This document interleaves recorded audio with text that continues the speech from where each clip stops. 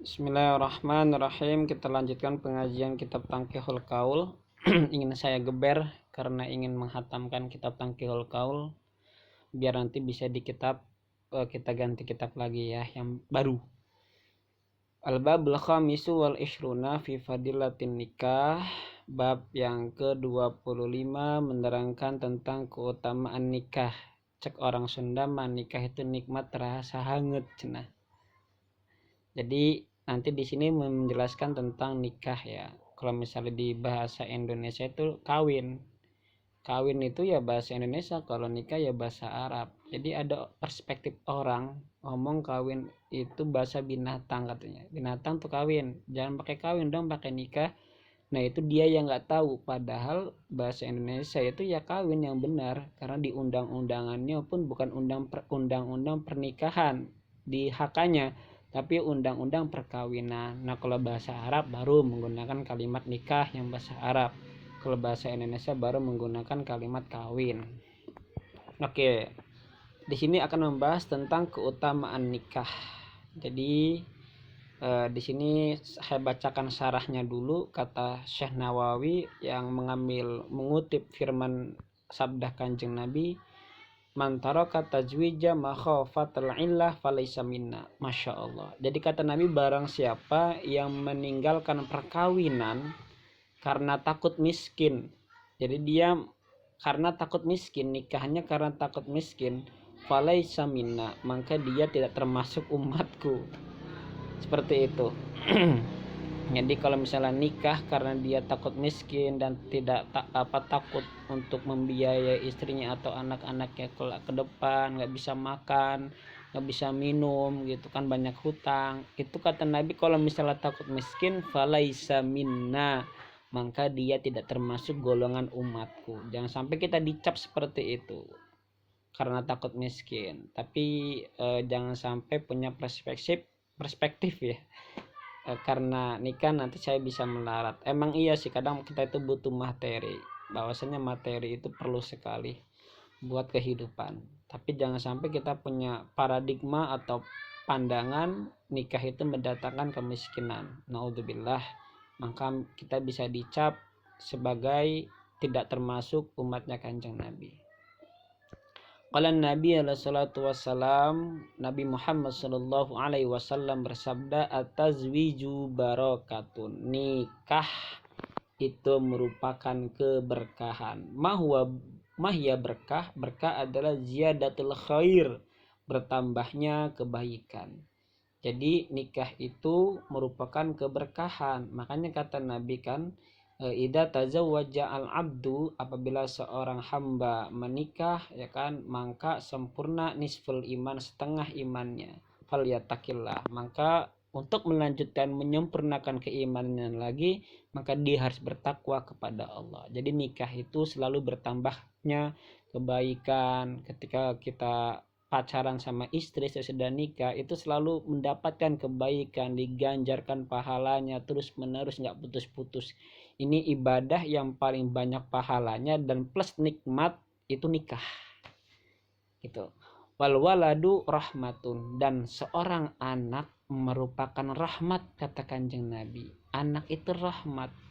Jangan sampai anak kita nggak kita kasih sayang, nggak kita didik, nah itu bisa bahaya. Tujuan nikah kan salah satunya rahmat ya. Fa'akrimu auladakum, maka muliakanlah oleh kalian auladakum, anak-anak kalian. Kenapa? Fa'inna karamatal aulad, sesungguhnya memuliakan seorang anak ibadah, itu pun ibadah plus 2 double. Yang pertama nikah dapat pahala, istri sama istri dapat pahala, punya anak dapat keberkahannya lagi, ibadahnya plus double. Waqala Nabi alaihi salatu wassalam, an-nikahu sunnati. Jadi kata Nabi, an-nikahu sunnati. Kalau santri biasanya ngebaca an-nikahu santai. Jadi sinnya itu dibaca santai, di kasrah kan, di fathah kan, santai. Nah di sini maksudnya apa sih? Syekh Nawawi menafsirkan an-nikahu sunnati, kita lihat ayat tariqati, yaitu jalanku.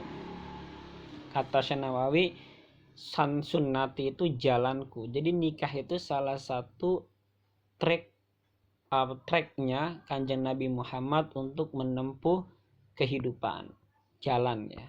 Faman rogiba an sunnati falaysa minni, kata Kanjeng Nabi, maka barang siapa yang marah nggak mau mengikuti an sunnati dari sunnahku, falaysa minni, maka dia tidak bisa dikategorikan sebagai umatku. Nanti kan dilihat lagi, nikah itu kan ada macam-macamnya hukum-hukumnya. Kalau misalnya kita tinjau fikih, literatur fikih ya, literasi fikih, ada yang dikatakan wajib, ada yang dikatakan haram, ada yang dikatakan mubah. Nah itu nanti bisa kalian teman lihat ya di kitab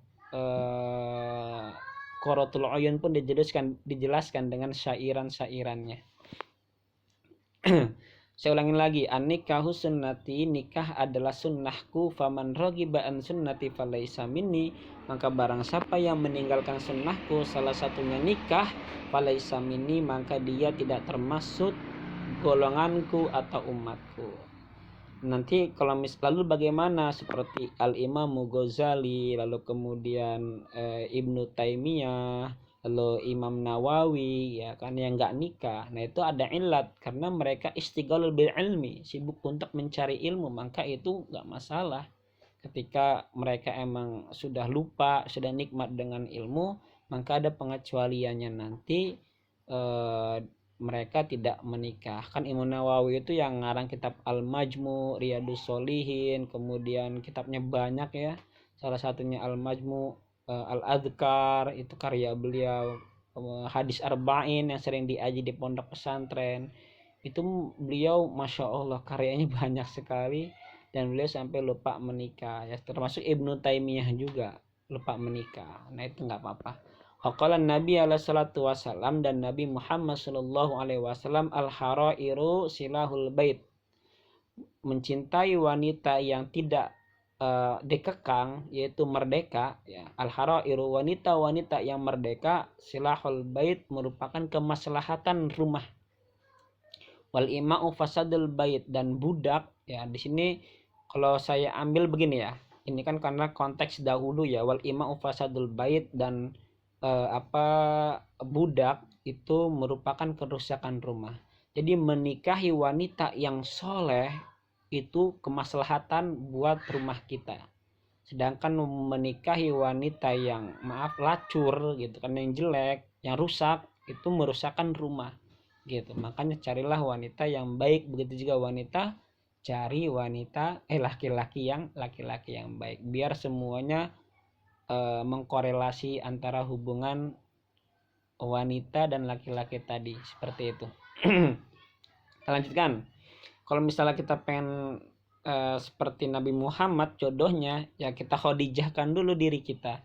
Atau kebalikannya, kalau misalnya laki-laki pengen seperti Khadijah, ya Muhammadkan dulu dirinya gitu kan. Artinya perbaiki diri dahulu, instalisasi diri kita dahulu, insya Allah nanti kedepannya kita akan mendapatkan jodoh yang terbaik gitu, saya doakan. Selanjutnya, waqala Nabi alaihi salatu wasallam, man aroda ayyulqiya Allah tahiran mutahiran falyatajawwaz al-haraira.